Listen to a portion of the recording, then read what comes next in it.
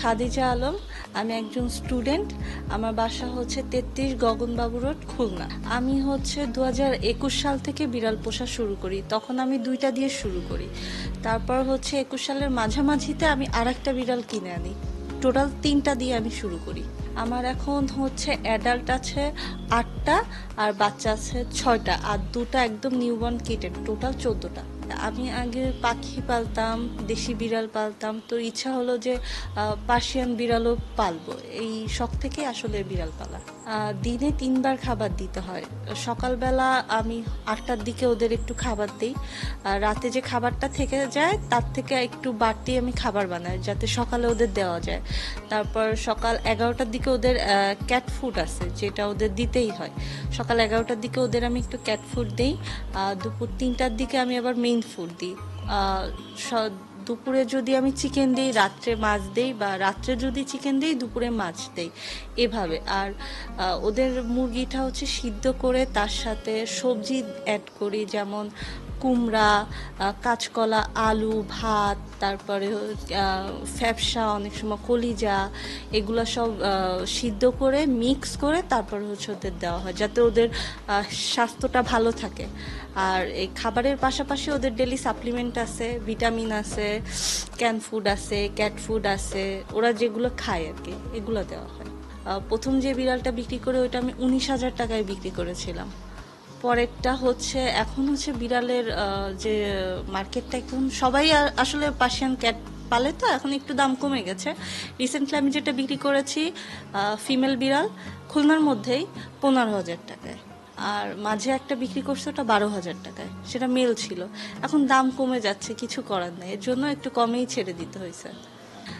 আমি চাচ্ছি এগুলো যেমন বেবি দিচ্ছে, বাড়তেছে। বিড়াল তো আপনার একসাথে 4টা বেবি দেয়, অনেক সময় 3টা বেবি দেয়। আর আমার ফিমেলের সংখ্যা যেহেতু বেশি, তো বছরে 4-5 বার তো বেবি দেয়, এত তো রাখা সম্ভব না। তো আমি এটা বাণিজ্যিক পর্যায়ে নিতে যাচ্ছি, যে বিড়াল হলো সেল দিলাম, একটু বড় হয় যখন 2 মাস হয় তখনই আসলে সেল দেওয়া হয়, তার আগে বিড়াল সেল দেওয়া যায় না।